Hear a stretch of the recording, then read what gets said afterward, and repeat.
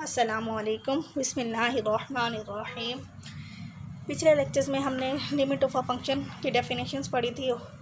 आज हमने different cases देखने हैं कि हम डिफरेंट केसेस या डिफरेंट फंक्शंस में हम लिमिट कैसे फाइंड करते हैं।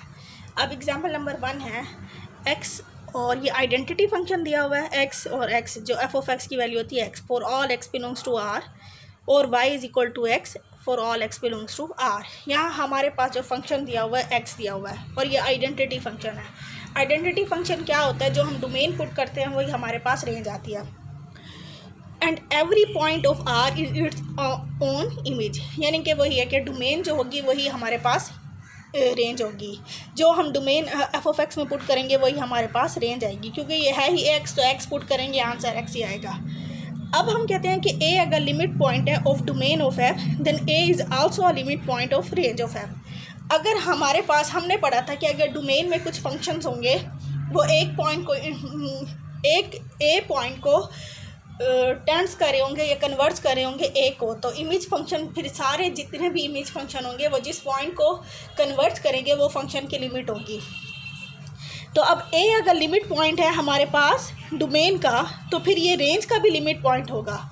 अगर अब ये डोमेन लिमिट पॉइंट है डोमेन ऑफ f का मतलब है कि कोई ना कोई सीक्वेंस होगा जिसका ये लिमिट पॉइंट होगा, या जो कोई ना कोई सीक्वेंस होगा जिसके nth टर्म पे हमने लिमिट अप्लाई की होगी, तो जो आंसर आया होगा वो a होगा। And if Sn is a sequence in df which tends to a then the image sequence is also Sn। अगर हम कहते हैं कि Sn जो है वो सीक्वेंस है डोमेन ऑफ f में, तो रेंज ऑफ f में भी जो सीक्वेंस होगा वो Sn होगा। और अगर वो लिमिट जो डोमेन में है सीक्वेंस Sn वो कन्वर्ट कर रहा है a को, तो जो रेंज में भी सीक्वेंस Sn ही है तो वो भी तो उसी a को ही कन्वर्ट करेगा। Thus every image sequence behaves in the same way as the original sequence। अगर हम कहते हैं कि एक से ज़्यादा सीक्वेंस हमारे पास डोमेन में आ रहे हैं Sn and Tn are sequences in domain of f which tends to a, then f of Sn, f of Tn in Rf etc. all tend to the same limit a, so the function f has a limit at every point of the domain of f। यहाँ क्या कहना चाह रहे हैं, अगर हमारे पास sequence Sn जो है वो डोमेन का सीक्वेंस है और वो कन्वर्ट्स कर रहा है a को, तो इमेज सीक्वेंस भी जो इमेज के अंदर सीक्वेंस होगा वो भी Sn होगा और वो भी उसी तरह बिहेव करेगा, यानी जो उसकी कन्वर्जेंस होगी वो भी हमारे पास क्या होगी, a होगी। अब हम कहते हैं कि बहुत सारे हमारे पास सीक्वेंस है Sn, Tn एक्सेट्रा सीक्वेंस है डोमेन ऑफ f में, अगर वो सारे के सारे कन्वर्ट कर रहे हैं a को, तो हमारे पास जो इनके इमेज सीक्वेंस आएंगे, क्योंकि इमेज सीक्वेंस हमारे पास वही एलिमेंट ही आ रहा है, तो हमारे पास जो सीक्वेंस अगर Sn और Tn है तो इनके इमेज सीक्वेंस भी f ऑफ Sn और f ऑफ Tn होंगे। अगर ये सीक्वेंस a को कन्वर्ट कर रहे हैं तो इनके इमेज सीक्वेंस भी a को ही कन्वर्ट करेंगे। तो इसका मतलब है जो फंक्शन जो है वो हर पॉइंट पे उसका लिमिट एग्जिस्ट करेगी।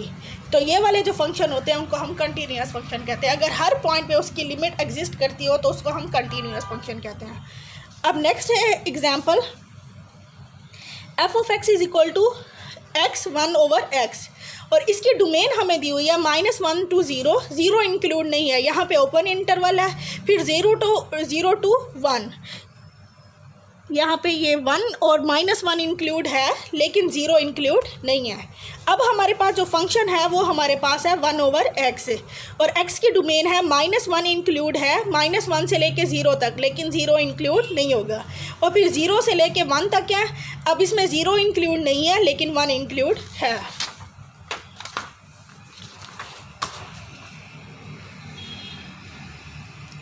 यहाँ जो हमें फंक्शन दिया हुआ है 1 ओवर x दिया हुआ है और यहाँ उसकी डोमेन लिख दिया। अब यहाँ जो है -1 से लेके 1 तक अगर मैं क्लोज इंटरवल देखूँ तो ये क्लोज इंटरवल है और हमें पता है कि क्लोज इंटरवल हो या ओपन इंटरवल हो उसका हर पॉइंट जो होता है वो लिमिट पॉइंट होता है। अब जो ये हमें डोमेन हमें दी हुई है लेकिन इसमें -1 से लेके 1 तक है लेकिन इसमें 0 इंक्लूड नहीं है, लेकिन अगर हम 0 को भी देखें तो वो इसका लिमिट पॉइंट होगा, क्योंकि 0 पे भी अगर हम नेबरहुड ड्रॉ करेंगे तो उसमें 0 के अलावा और बहुत से एलिमेंट आ जाएंगे। तो ये जो है इस क्लोज इंटरवल -1 से लेके 1 तक इसका लिमिट पॉइंट होगा। अच्छा, लेकिन अब हमने तो लिमिट की बात करनी है और हर पॉइंट पे फंक्शन जो है यूनिक लिमिट होगी एट ऑल दीज पॉइंट। अब जैसे मैं x लेती हूँ 1 के इक्वल, अब हमने ऐसा सीक्वेंस ले एक्स हम 1 ले रहे हैं, हम 1 पे लिमिट फाइंड करना चाह रहे हैं। हम देखते हैं कि कौन कौन से सीक्वेंस हैं जो 1 को कन्वर्ट कर रहे हैं। इस तरह का एक सीक्वेंस मैंने यहाँ पे लिखा हुआ है n/n+1। ये एक सीक्वेंस है जो डोमेन ऑफ f में होगा विच टेंड्स टू 1। अब इसका इमेज सीक्वेंस कैसे होगा, क्योंकि हमारे पास फंक्शन क्या है x होता है, तो उसके इमेज क्या आ जाता है 1/x आएगा। और अगर हमारे पास सीक्वेंस है n/n+1 तो इसका इमेज सीक्वेंस क्या हो जाएगा, इसका रेसिप्रोकल हो जाएगा n+1/n। तो ये भी हमारे पास टेंड किसको कर रहा है, 1 को कर रहा है। यानी हम अगर 0 को कंसीडर ना करें, बाकी जिस भी पॉइंट को लेंगे, तो जो सीक्वेंस हमारे पास Sn होगा उस कन्वर्ट कर रहा होगा जिस पॉइंट को। जैसे अब ये वाला सीक्वेंस हमने Sn लिया है, वो 1 को कन्वर्ट कर रहा है, तो इसका जो इमेज सीक्वेंस है n+1/n, तो वो कन्वर्ट करेगा 1 को ही कन्वर्ट करेगा। अगर यहाँ पे इस तरह की कंडीशन आ जाए कि जितने भी सीक्वेंस है इमेज सीक्वेंस जो 1 को जो रेंज के अंदर आ रहे हैं, अगर वो भी कन्वर्ट करते हैं 1 को, तो फिर उसकी फंक्शन की लिमिट जो होती है 1 पे 1 आ रही है। अब ये जो इमेज सीक्वेंस 1 को कन्वर्ट करते हैं वही फंक्शन की लिमिट होती है। यानी कि अगर हमारे पास इमेज सीक्वेंस जो है वो कन्वर्ट कर रहे हैं, सारे के सारे इमेज सीक्वेंस किसी एक नंबर को कन्वर्ट कर रहे होते हैं, तो वो फंक्शन की लिमिट होती है। The same can be set about other points of domain of f। इसी तरह जैसे अब हमने 1 लिया है, अब मैं -1 ले लूँ। -1 के लिए हमें क्या करना पड़ेगा, यहाँ पे माइनस कर देंगे, -n/n+1 कर देंगे, तो इसका इमेज सीक्वेंस भी -n+1/n हो जाएगा। वो कन्वर्ट करेगा -1 को। तो हम जो भी पॉइंट लेंगे उसकी बिहेवियर सेम होगा, लेकिन इसका बिहेवियर जो है वो 0 के ऊपर डिफरेंट होगा। अब हमने ऐसे सीक्वेंस ढूंढने हैं जो 0 को कन्वर्ट करें। पहले तो हम डोमेन ऑफ f के सीक्वेंस देखेंगे। हमें पता है जो नल सीक्वेंस होते हैं वो इस तरह के होते हैं कि डोमेन में हमारे पास क्या होनी चाहिए, डिनोमिनेटर में हमारे पास n होना चाहिए, क्योंकि जब मैं इन्फिनिटी यहाँ पे पुट करूँगी तो 1/∞ क्या हो जाएगा, 0। तो ये दोनों सीक्वेंस हमारे पास नल सीक्वेंस हैं। नल सीक्वेंस कौन से होते हैं, जो 0 को कन्वर्ट करते हैं। ये दो सीक्वेंस है have terms as points of domain of f। इन दोनों ये जो पॉइंट्स होंगे, अब इन दोनों सीक्वेंस के मैं जितने भी पॉइंट्स निकालूंगी वो हमारे पास डोमेन के ही एलिमेंट बनेंगे। तो हमने ऐसा सीक्वेंस देखना है कि जिनके पॉइंट्स जो होने चाहिए वो डोमेन में आने चाहिए, और जब हम उनके इमेज सीक्वेंस देखें तो उनके पॉइंट्स हमारे पास रेंज के अंदर आने चाहिए। अब हमारे पास दो सीक्वेंस है, ये हमारे पास नल सीक्वेंस है, जिनके पॉइंट्स अगर हम टर्म्स निकालें तो हमारे पास डोमेन ऑफ f के पॉइंट्स निकलना शुरू हो जाएंगे, और ये दोनों जो हैं वो टर्न्स कर रहे हैं 0 को। अब हम इनके इमेज सीक्वेंस देखते हैं। इमेज सीक्वेंस के लिए हम क्या करेंगे, 1/n का रेसिप्रोकल ले लेंगे, वो n आ जाएगा। -1/n का रेसिप्रोकल क्या होगा, -n। अब ये दोनों जो हैं वो एक तो वो कन्वर्ट भी नहीं कर रहे, डाइवर्ट्स कर रहे हैं, लेकिन उनकी लिमिट भी हमारे पास क्या आ रही है, डिफरेंट आ रही है। जैसे अगर मैं n के ऊपर लिमिट पुट करती हूँ तो पॉजिटिव इन्फिनिटी आ रही है, -n पे पुट करूँगी तो -∞ आ रही है। तो हमारे पास इसकी जो लिमिट है, अगर लेफ्ट हैंड लिमिट और राइट हैंड लिमिट हमारे पास सेम ना हो तो उस पॉइंट पे लिमिट एग्जिस्ट नहीं करती। इसका मतलब है ये जो हमें फंक्शन दिया हुआ है और इसकी डोमेन में 0 इंक्लूड नहीं है, तो 0 इसका लिमिट पॉइंट है इस डोमेन का, लेकिन हमारे पास जो है लिमिट इस पॉइंट पे फंक्शन की एग्जिस्ट नहीं करती। अब यहाँ एक नोट है, we notice that all the null sequence with negative terms are such that their image sequence diverges to -∞। अब यहाँ पे नल सीक्वेंस कौन से होते हैं, 1/n, और अगर माइनस वाली टर्म के साथ नेगेटिव टर्म्स के साथ देखेंगे तो वो -1/n है। -1/n की जितनी भी टर्म्स आएंगी वो हमारे पास नेगेटिव आएंगी। अब -1/n का जो इमेज सीक्वेंस होगा वो हमारे पास होगा -n, वो डाइवर्ट्स करेगा -∞ को, जैसे अभी हमने यहाँ पे देखा है। अब हमारे पास जो नल सीक्वेंस है लेकिन उसकी टर्म्स हमारे पास पॉजिटिव आ रही हो, जैसे हमने 1/n देखा है, तो फिर हम उसका इमेज सीक्वेंस लेंगे तो वो हमारे पास n आएगा, और ये इसको जब इसके ऊपर लिमिट पुट करेंगे तो हमारे पास डाइवर्ट करेगा ये +∞ को। तो यानी कि अगर नल सीक्वेंस है और उसकी टर्म्स पॉजिटिव आ रही हैं, यानी पॉजिटिव नल सीक्वेंस है, और तो इसका इमेज सीक्वेंस लेंगे तो वो डाइवर्ट करेगी +∞ को, और अगर नेगेटिव नल सीक्वेंस है तो उसका जब हम इमेज लेंगे तो वो डाइवर्ट करेगा -∞ को।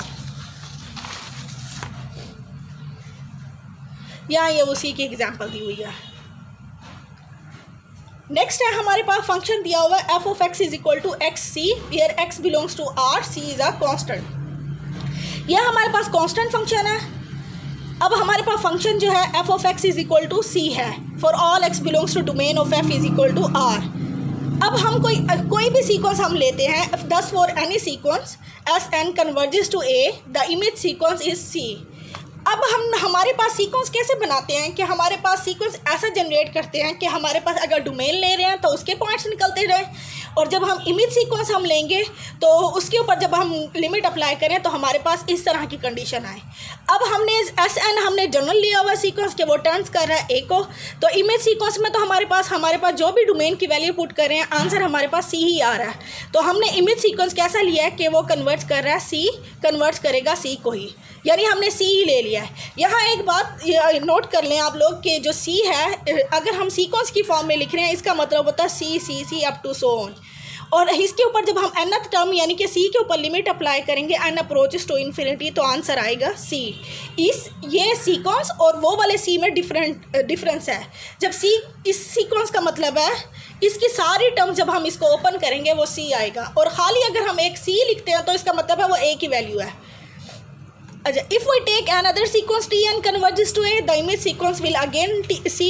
अगर हम कोई एक और सीक्वेंस Tn ले रहे हैं तो हमारे पास इमेज सीक्वेंस अगेन हमारे पास C आएगा और वो भी कन्वर्ट करेगा C को। तो इसका मतलब है and this will be true for all limit points of domain of F। तो इस पॉइंट पे हमारे पास x approaches to A, f of x is equal to C। अब हम x कोई भी ले लें, a यानी कि हम कोई भी ले लें या x हम कोई भी ले लें, तो जब x अप्रोच करेगा a को तो हर पॉइंट पे हमारे पास लिमिट क्या आ रही होगी, c आ रही होगी। तो इसका मतलब है ये जो फंक्शन है उसकी लिमिट एग्जिस्ट करती है eight every point of r।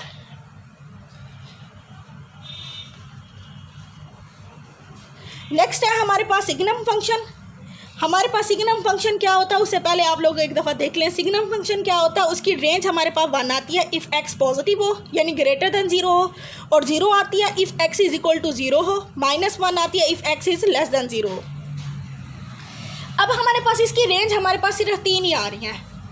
अच्छा, अब हम क्या करेंगे, हम चेक करते हैं कि इनके पॉइंट्स के ऊपर लिमिट एग्जिस्ट करती है कि नहीं करती। हम पहले चेक करते हैं 0 को।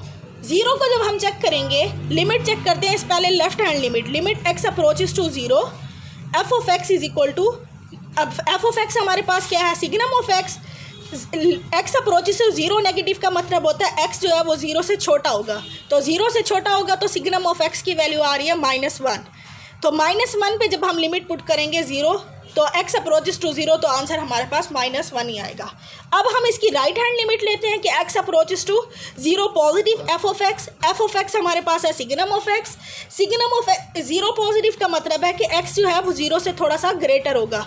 तो x जब ग्रेटर दैन 0 है तो हमारे पास आंसर क्या आ रहा है, 1। तो हमारे पास ये जो है इसकी लिमिट जो है राइट हैंड लिमिट 1 आ रही है। यानी जब हम 0 के ऊपर लेफ्ट हैंड लिमिट निकाल रहे हैं तो -1 आ रही है, राइट हैंड लिमिट निकाल रहे हैं तो वो 1 आ रही है। तो अब हमारे पास क्या होगा, इसकी जो लिमिट होगी वो 0 के ऊपर एग्जिस्ट नहीं कर रही है, इसका मतलब है। तो ये फंक्शन जो है सारे पॉइंट्स पे इसकी लिमिट एग्जिस्ट करेगी लेकिन 0 के ऊपर इसकी एग्जिस्ट नहीं करेगी। नेक्स्ट है हमारे पास ब्रैकेट ऑफ फंक्शन। अच्छा, ब्रैकेट फंक्शन हमने पढ़ा हुआ था कि जब भी जैसे अब 2.9 है तो इसकी ब्रैकेट, इससे छोटा इंटीजर हमने लिखना है आंसर में, तो इसके 2.9 से छोटा इंटीजर हमारे पास 2 है, और अगर इस तरह का है -1.9 तो इससे छोटा इंटीजर क्या होगा, -2। लेकिन अगर हमारे पास कोई इंटीजर है तो उसकी जो ब्रैकेट फंक्शन होगा या उसकी ब्रैकेट वैल्यू हमारे पास सेम होती है।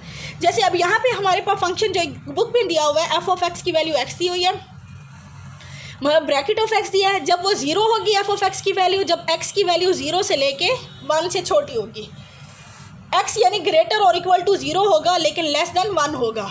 यानी 0 के ऊपर अगर हम चेक करें x की वैल्यू जब 0 है तो f ऑफ x भी हमारे पास क्या है, 0 है, और जब x की वैल्यू 1 है तो f ऑफ x की वैल्यू भी 1 है, जब x की वैल्यू 2 है तो f ऑफ x की वैल्यू भी 2 है। तो यानी कि जब हमारे पास फ्रैक्शन में पॉइंट्स में कोई वैल्यू होगी तो उससे हम छोटा इंटीजर लिखेंगे उसकी ब्रैकेट वैल्यू, और जब हमारे पास इंटीजर ही है तो हम उसकी ब्रैकेट वैल्यू इंटीजर ही लिखते हैं।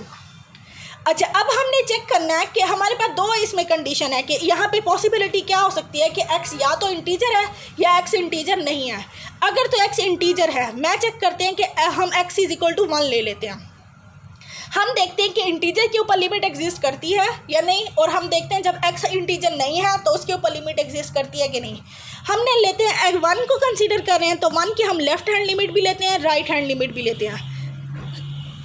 1 की लेफ्ट हैंड लिमिट क्या होगी, एफ ऑफ एक्स हमारे पास ब्रैकेट ऑफ एक्स है, 1 जब x जो है 1 से छोटा है, x जब 1 से छोटा है तो इसकी वैल्यू हमारे पास क्या है 0, तो हम यहाँ पे पुट करेंगे 0, तो इसके आंसर आ जाएगा 0। अब हमने राइट हैंड लिमिट लेनी है, एफ ऑफ एक्स हमारे पास ब्रैकेट ऑफ एक्स है, जब x 1 से ग्रेटर है यानी कि x जब 1 से ग्रेटर है तो ये वाली वैल्यू आएगी, तो आंसर हमारे पास एफ ऑफ एक्स क्या है 1 है, तो यहाँ हम क्या पुट करेंगे 1।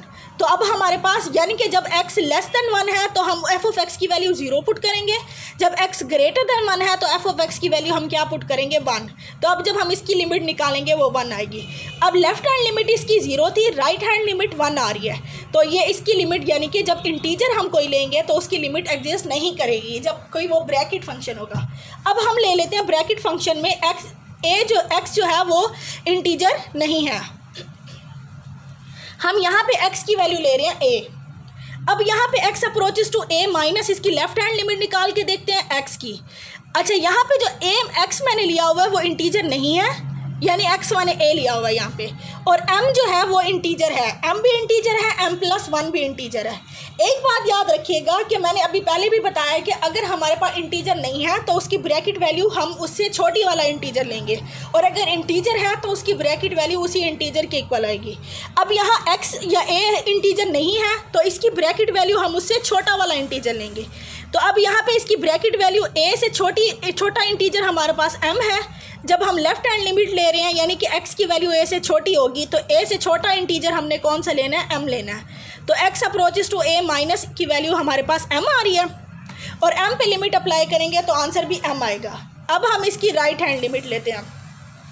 राइट हैंड लिमिट का मतलब है x a से ग्रेटर होगा, x a से ग्रेटर है यानी कि वो यहाँ पे है, लेकिन जब हम a से पॉजिटिव भी है लेकिन हमने यहाँ पे उससे छोटा इंटीजर लेना है, तो हम क्या करेंगे, ये यहाँ पे भी हमने m ही पुट करना है। यानी कोई नंबर अगर हमारे पास इंटीजर में है तो हम जब उसकी ब्रैकेट वैल्यू निकालते हैं तो वो हमेशा हमारे पास उससे छोटा इंटीजर ही आता है, तो हमारे पास छोटा a से इंटीजर जो है वो m आ रहा है, तो उसकी लेफ्ट हैंड लिमिट भी m आ गई, राइट हैंड लिमिट भी m आ गई। तो hence the given function f of x is equal to bracket of x possesses limit at every point of r except integer, यानी कि इंटीजर्स के ऊपर जो है ये लिमिट इसकी एग्जिस्ट नहीं करेगी, और लिमिट के अलावा इंटीजर के अलावा कोई वैल्यू होगी यानी पॉइंट्स की वैल्यू होगी तो उसके ऊपर उसकी लिमिट एग्जिस्ट करेगी।